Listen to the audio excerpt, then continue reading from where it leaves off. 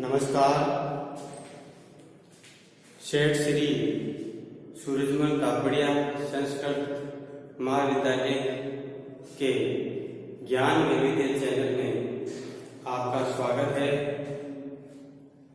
आज हम पढ़ेंगे किशोरावस्था की ओर। ध्यान दीजिए, पिछले अध्याय में हमने पढ़ा था कि जनन किसे कहते हैं, जनन किस प्रकार से होता है, जनन कितने प्रकार का होता है, मनुष्य में जनन कैसे होगा, नवजात शिशु का जन्म किस प्रकार होगा, उसका विकास कैसे होगा। हम आज इस अध्याय में पढ़ेंगे कि जो बच्चा है जन्म लेता है, उसके बाद उसकी वृद्धि होगी और वो किशोरावस्था की ओर बढ़ेगा। यानी जब उसकी किशोरावस्था प्रारंभ होती है तो उनके शरीर में क्या क्या परिवर्तन होता है, उनके शरीर में कौन कौन सा विकास होगा, किस प्रकार का विकास होगा, यह किशोरावस्था की पहचान करता है। और किशोरावस्था किसे कहते हैं, इसका विस्तार से अध्ययन करेंगे। और किशोरावस्था के बाद में होता है यौवनारंभ। जैसे ही किशोरावस्था समाप्त होती है, बालक की यौवनावस्था या यौवनारंभ प्रारंभ हो जाता है। ध्यान दीजिए, किशोरावस्था वृद्धि एक प्राकृतिक प्रक्रम है। हम जानते हैं कि बच्चा जब जन्म लेता है, जन्म लेने से मृत्यु तक, यानी उसमें धीरे धीरे किसी न किसी प्रकार से वृद्धि होती रहती है। यह एक प्रकार का प्राकृतिक प्रक्रम है जो चलता रहता है। यानी वृद्धि एक प्रकार से सतत होने वाली प्रक्रिया है। ध्यान दीजिए, जीवन काल की यह अवधि जब शरीर में ऐसे परिवर्तन होते हैं जिसके परिणाम स्वरूप जनन परिपक्वता आती है, किशोरावस्था कहलाती है। हमने देखा कि जब बच्चा जन्म लेता है, बच्चा जन्म लेने के बाद बच्चा बड़ा होता है और बड़ा होता है तो उसमें जनन परिपक्वता आ जाती है। बच्चा है, चाहे वो लड़का है या लड़की है, उसमें जनन करने की मैच्योरिटी हो जाती है। वो जनन करने के लायक हो जाते हैं, सक्षम हो जाते हैं। इस अवस्था को कहते हैं किशोरावस्था या एडोलसेंस। ध्यान दीजिए, किशोरावस्था लगभग 11 वर्ष की आयु से प्रारंभ हो जाती है। बच्चे के जन्म से लेकर के और 11 वर्ष की आयु में ही किशोरावस्था प्रारंभ हो जाती है। किसी में किशोरावस्था जल्दी प्रारंभ होती है, किन्हीं बालकों में किशोरावस्था बाद में प्रारंभ होती है। 11 वर्ष की आयु में प्रारंभ हो जाती है और यह अवधि 18 से 19 वर्ष की आयु तक होती है। और ये देखा हमने कि ये जो जनन परिपक्वता है या किशोरावस्था है, 11 वर्ष की आयु में प्रारंभ होती है और 18 से 19 वर्ष की आयु तक होती है। यानी जो बच्चा है उसकी आयु 11 वर्ष से 19 वर्ष के बीच का जो समय है उसको हम किशोरावस्था कहते हैं। यानी देखिए, ये अवधि, क्योंकि अंग्रेजी के टीन्स यानी 13 या 18, 19 वर्ष की आयु तक होती है, इसलिए इन किशोरों को टीन एजर्स कहा जाता है। देखिए, अंग्रेजी का जो वर्ड है 13, 14, 15, 16, 17 है ना, 18, यानी अंत में टीन आ रहा है। अंग्रेजी का वर्ड टीन आ रहा है, तो इस अवस्था को टीन एजर्स अवस्था कहते हैं। या किशोरावस्था कहते हैं। यानी यह अवस्था 11 वर्ष से प्रारंभ होती है, 19 वर्ष तक होती है। और अंग्रेजी में हम इस अवस्था को देखेंगे अंग्रेजी वर्णमाला में, तो देखिए 13, 14, 15, 16, 17, 18, 19, तो लास्ट में टीन आ रहा है, TWNS। अतः इस अवस्था को हम टीन एजस अवस्था भी कहते हैं। लड़कियों में यह अवस्था लड़कों की अपेक्षा 1 या 2 वर्ष पूर्व प्रारंभ हो जाती है। ध्यान दीजिए, लड़कियों में किशोरावस्था लड़कों से पहले प्रारंभ होती है। 1 या 2 वर्ष पहले ही लड़कियों में किशोरावस्था प्रारंभ हो जाती है, और लड़कों में ये किशोरावस्था लड़कियों की अपेक्षा 1 या 2 वर्ष बाद में प्रारंभ होती है। ध्यान दीजिए, यौनारंभ, जैसे नाम से ही लग रहा है कि जैसे ही किशोरावस्था समाप्त होती है, 11 से 19 वर्ष तक की आयु, और समाप्त होने के बाद यौन अवस्था या यौनारंभ प्रारंभ हो जाता है। लड़का या लड़कियों में किशोरावस्था समाप्त होती है तो 11 से 19 वर्ष तक होती है, और ये अवस्था समाप्त होते ही यौवन अवस्था प्रारंभ हो जाती है। यौवन अवस्था का मतलब है कि लड़कियों में या लड़कों में कुछ ऐसे परिवर्तन होते हैं जिसके कारण से वो जनन करने के योग्य हो जाते हैं, या उनमें जनन क्षमता विकसित हो जाती है। ऐसी अवस्था को यौनारंभ अवस्था कहते हैं। ध्यान दीजिए, किशोरावस्था जैसे ही समाप्त होती है 18 या 19 वर्ष के बाद, समाप्त होने पर यौन अवस्था प्रारंभ हो जाती है। और यौन अवस्था का यहाँ तात्पर्य है कि लड़के और लड़कियों में जनन क्षमता का विकास हो जाता है। जनन क्षमता का विकास हो जाता है, यानी लड़कियों में जनन क्षमता का विकास हमने बताया था कि लड़कों से पहले प्रारंभ होता है, और लड़कों में जनन क्षमता का विकास लड़कियों के बाद में प्रारंभ होता है। अब देखिए, यौनारंभ में कौन कौन से परिवर्तन होते हैं, ध्यान दीजिए।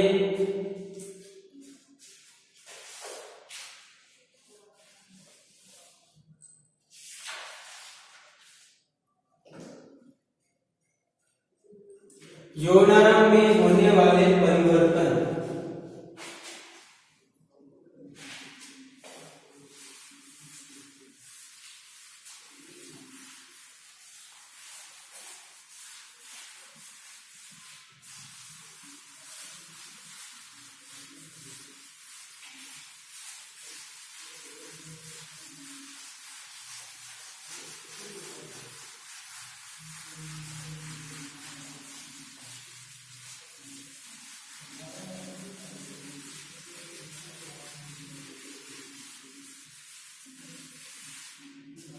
हमने पढ़ा कि किशोरावस्था समाप्त होती है, यौनारंभ प्रारंभ होती है, और यौनारंभ में कौन कौन से परिवर्तन होते हैं।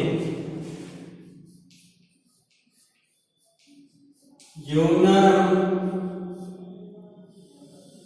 में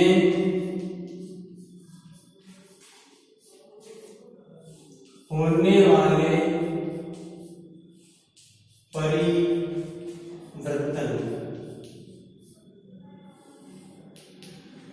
नंबर 1,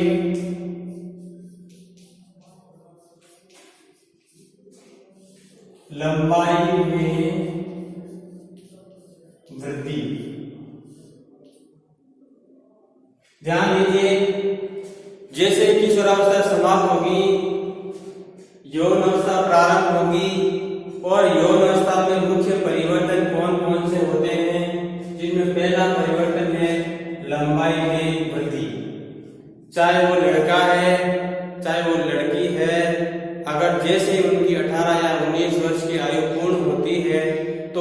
लंबाई में, शारीरिक विकास में अचानक तीव्र गति से वृद्धि होती है, जो किशोरावस्था से थोड़ी सी तेज होती है। यह लंबाई में वृद्धि लड़कियों में अधिक होती है और लड़कों में कम होती है। ध्यान दीजिए, किशोरावस्था की तुलना में यौन अवस्था में जो लंबाई में वृद्धि होती है वो तेज गति से होती है, यानी एकाएक लंबाई में वृद्धि होती है। नंबर 2,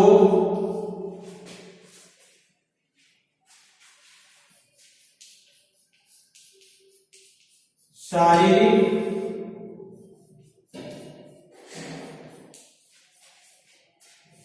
आकृति में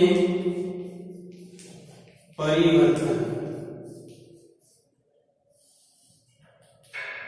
यानी लड़के या लड़कियों में यौन अवस्था के समय उनके शारीरिक आकृति में अचानक परिवर्तन होते हैं, जो लड़कियां और लड़के अपना आप में एक तरह से अलग महसूस करते हैं।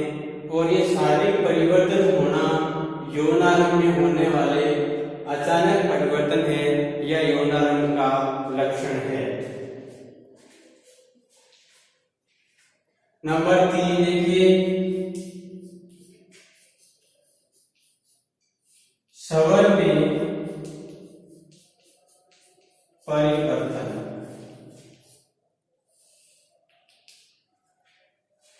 हमने देखा कि यौन अवस्था आने पर 18 या 19 वर्ष के बाद लड़का और लड़कियों की जो आवाज में, उनके स्वर में बहुत सारा परिवर्तन आपको देखने को मिलेगा। यानी स्वर में उनके परिवर्तन होगा। परिवर्तन का मतलब है किशोरावस्था से थोड़ा उसकी आवाज अलग होगी। यानी ये परिवर्तन कैसे होगा, ध्यान दीजिए कि लड़कों की आवाज थोड़ी सी भारी या बड़ी हो जाएगी और लड़कियों की आवाज भी थोड़ी सी भारी या बड़ी हो जाएगी। यानी स्वर में परिवर्तन होगा और यह परिवर्तन होना ही एक प्रकार से यौन अवस्था का लक्षण है। स्वर में परिवर्तन यानी आवाज का भारी होना, थोड़ा सा आवाज चेंजेस हो जाती है, चाहे वो लड़का है या लड़की है। लेकिन लड़का और लड़कियों की तुलना करते हैं तो लड़कों की आवाज ज्यादा भारी होती है, यानी मोटी होती है, और लड़कियों की आवाज कम होती है। अगला परिवर्तन देखिए,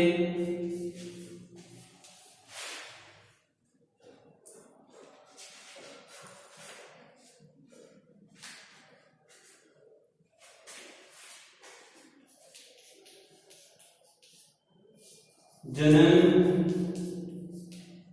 अंगों में परिवर्तन।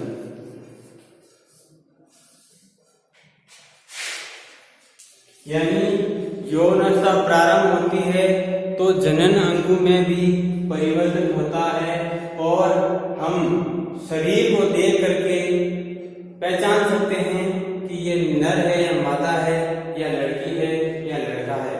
यह परिवर्तन यौन अवस्था का सूचक है, यानी इसमें जनन अंगों का परिवर्तन होगा या जनन अंगों का विकास होगा।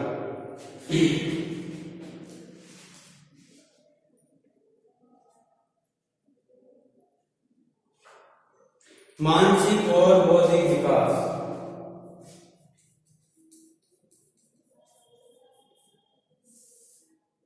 मानसिक है, बौद्धिक विकास। ध्यान दीजिए,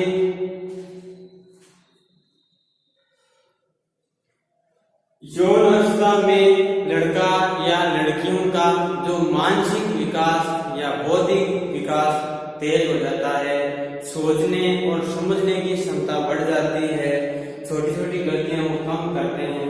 अधिकतर हमने देखा कि जो बच्चे कक्षा 6, 7, 8 के बच्चे जो गलतियां करते हैं वो गलतियां 9, 10, 11, 12 के बच्चे नहीं करते हैं। यानी कहने का मतलब यह है, छोटी कक्षाओं के बच्चे अधिकतर जो है किशोरावस्था में होते हैं और बड़ी कक्षाओं के बच्चे अधिकतर यौन अवस्था वाले बच्चे होते हैं। तो किशोरावस्था की तुलना में यौन अवस्था वाले बच्चों का जो मानसिक विकास है या उनका शारीरिक, मानसिक और बौद्धिक विकास है वो अधिक होगा। अतः हम कह सकते हैं कि किशोरावस्था की तुलना में यौन अवस्था वाले बालकों का मानसिक और शारीरिक विकास अधिक विकसित होता है।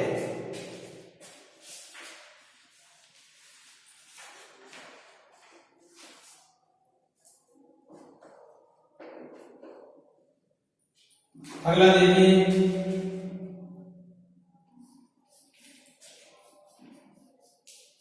श्वेत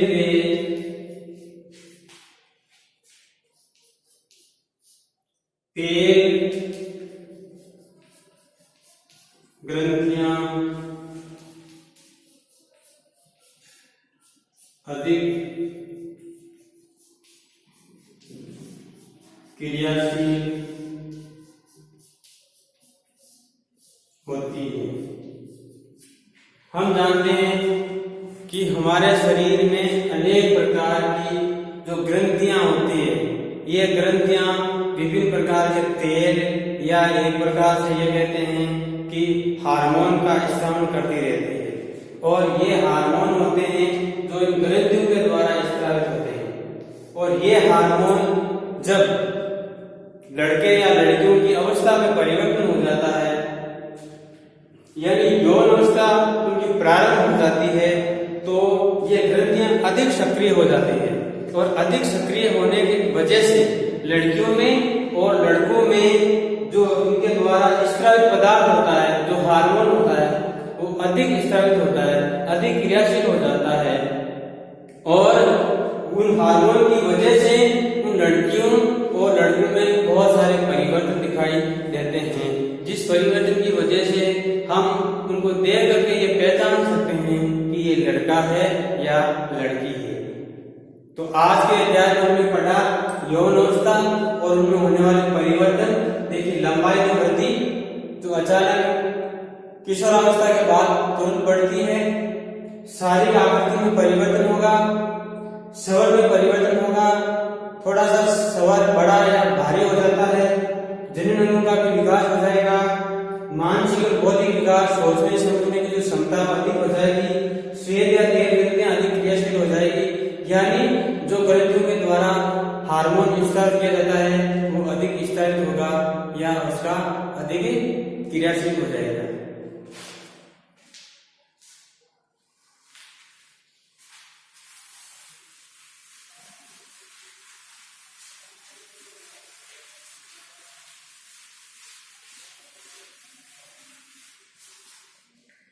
आज का होमवर्क इस प्रकार है।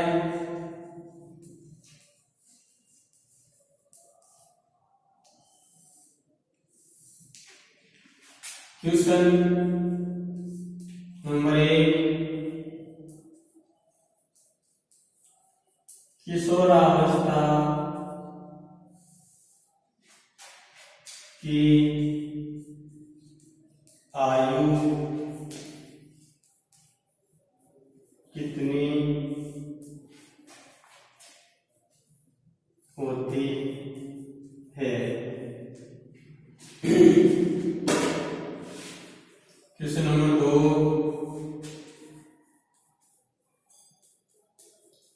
किशोरावस्था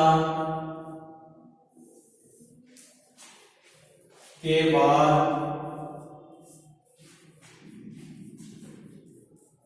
कौन सी अवस्था प्रारंभ होती है? क्वेश्चन नंबर 3,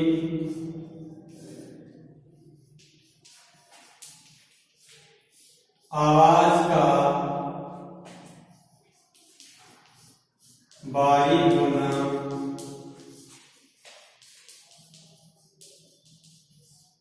कौन सी अवस्था के लक्षण है? आवाज का भारी होना कौन सी लक्षण है। क्वेश्चन नंबर 4,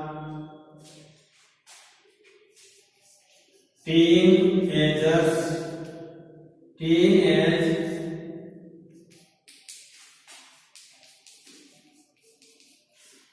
कौन सी अवस्था को कहते हैं? टीनएज कौन सी अवस्था को कहते हैं? और अंतिम क्वेश्चन है यौवन